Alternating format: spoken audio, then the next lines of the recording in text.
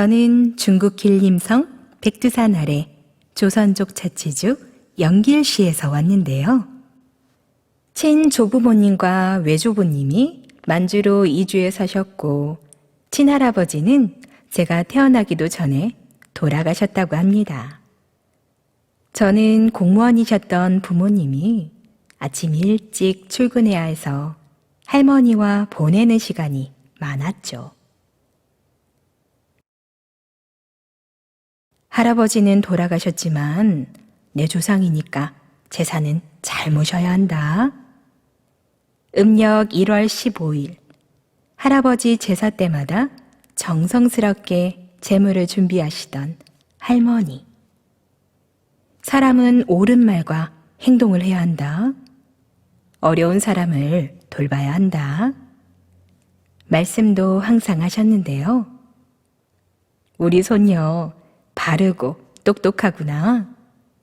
칭찬하실 때 제일 기분이 좋았답니다. 지금도 생생한 초등학교 시절 꾸었던 꿈. 내 할아버지가 보고 싶어 하시니 같이 가자. 예쁜 새가 저에게 와서 말했는데요. 그 새를 타고 가니 흰 옷 입은 친할아버지가 계시는 거예요. 착하고 바르게 살아야 한다. 할아버지 말씀을 듣고 다시 그 새의 등에 업혀 돌아오는 꿈이었죠. 이후 할아버지 말씀을 실천하기 위해 항상 노력했습니다. 제가 한글을 깨우친 건 고등학교 때인데요. 외할아버지께서 가르쳐 주셔서 읽고 쓸 수 있게 된 것이죠. 지금 도전을 읽을 수 있는 것도 모두 외할아버지 덕분인지라 무척 감사하게 생각하고 있습니다. 대학 졸업 후엔 방송국 PD로 취업하여 청소년 프로그램 제작을 담당했는데요. 공자사상과 불교 공부를 하는 계기가 되기도 했습니다. 제가 남편과 함께 한국으로 온 것은 2001년 즈음이었는데요.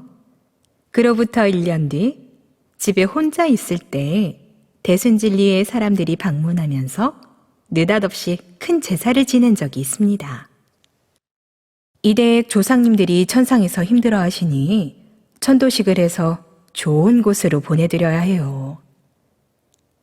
진지한 그들의 말에 의심 없이 따라가서 재물치성을 올린 것이죠. 30만 원 비용 지출도 했고요. 그 일을 마지막으로 더는 그곳에 다니지 않았는데요. 2년 전 상제님 진리를 만나기 전까지 15년이 넘는 세월 동안 한국 생활에 적응하기 위해 바쁘게 살아왔습니다. 어느 날 TV 채널을 돌리던 중 발견한 상생방송. 공자석가 예수는 내가 쓰기 위해 내려보냈느니라. 말씀을 들으며 상제님이 누구실까? 의문이 생기더군요. 이후 2년 동안 계속 시청하다 보니 상제님 말씀이 진리다. 확신이 들었습니다. 그래서 도전을 읽어보고 싶은 마음에 서점을 방문했는데요. 도전이 어디에 있나요? 묻는 저에게 직원이 증산도 도전 말씀이시죠? 라며 안내해 주었습니다. 그런데 구매하여 집에 와서 읽던 중 이해하기 어려운 낱말들이 계속 나오는 거예요. 고민하다가 상생방송 시청자 상담실로 연락했죠. 도전에 대해 가르쳐 줄 곳이 있나요?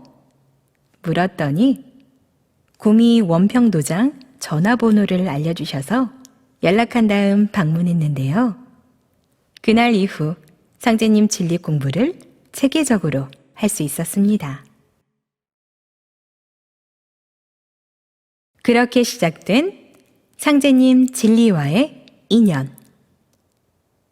수호사님 교육 시간이었는데요. 제 주변에 마치 난로불을 피워놓은 듯한 훈기가 감도는 느낌이 들었습니다. 그 무렵 꾸었던 꿈이 하나 있어요. 모두 밖으로 나와서 대피하시기 바랍니다. 아파트에서 주민에게 방송하는 소리였는데요.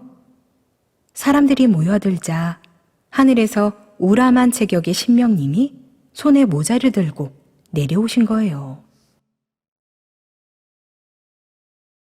그리고 먼저 쓰신 후 저를 포함한 4명에게 나눠주셨는데요.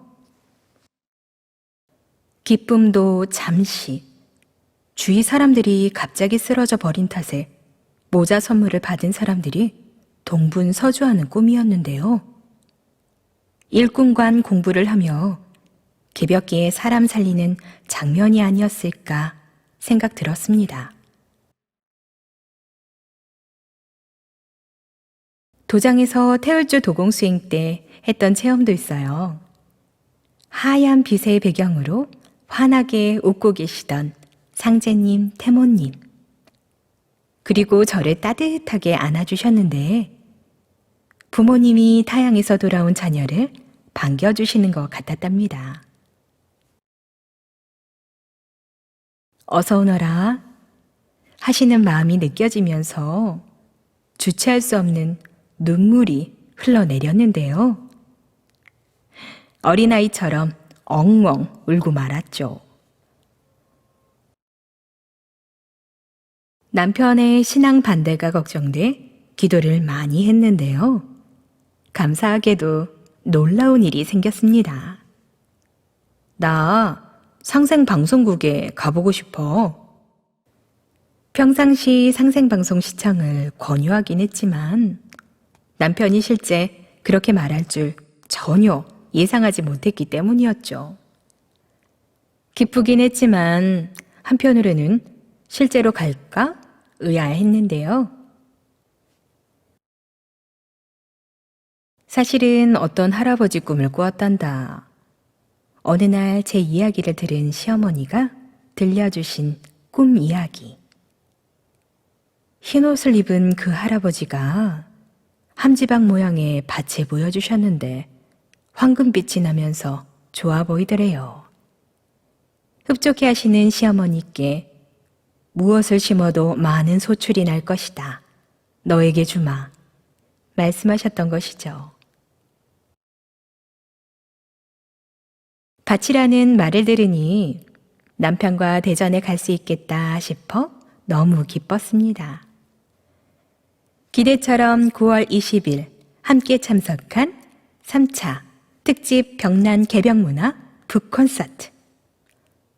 남편의 성격이 급한 편이라 조마조마했지만 종도사님 말씀이 끝날 때까지 자리를 지키며 잘 듣더군요.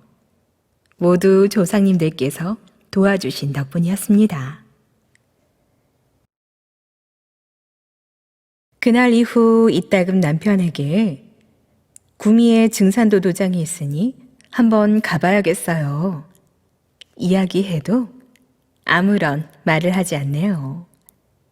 하지만 언젠가는 상제님 진리를 신앙할 것이라 믿으며 기다리려고요. 지금 중국에 있는 아들이 대전 소재 대학에 다녔으면 좋겠는데요. 상제님 도생이 되는 것이 저의 바람입니다. 예전에는 살면서 의문이 생길 때마다 답을 찾지 못해 답답하기만 했는데요. 지금은 전혀 문제가 없습니다. 저에겐 후천 인류의 교과서, 도전이 있기 때문이죠. 그리고 태울주 수행을 하면 속이 시원해져요. 저는 직업상 몸을 많이 써야 하다 보니 항상 어지럼증에 시달렸는데요. 이젠 같이 일하는 분들도 신기하게 생각할 정도로 불편한 점이 별로 없답니다. 태울주 기운이 뭉친 덕분이에요. 태울주를 읽으면 피곤하지 않아요. 동료들에게 자신 있게 이야기하고 있죠. 중국에서 불교 공부할 때 미륵님이 말법의 시대에 반드시 오신다 라는 것만 알고 있었는데요. 증산 상제님이 미륵 부처님이라는 사실에 놀라움을 감출 수 없었습니다. 지금은 세계적 감염병 코로나19로 많은 사람이 고통받고 있는데요.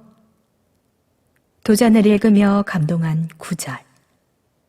태울주는 수기저장 주문이니 병이 범치 못하느니라. 사람들에게 상제님 진리를 한시라도 빨리 전해야겠다는 생각을 하게 되었습니다. 앞으로 진리 공부를 더욱 열심히 하여 상제님이 바라시는 참도생이 되고자 합니다.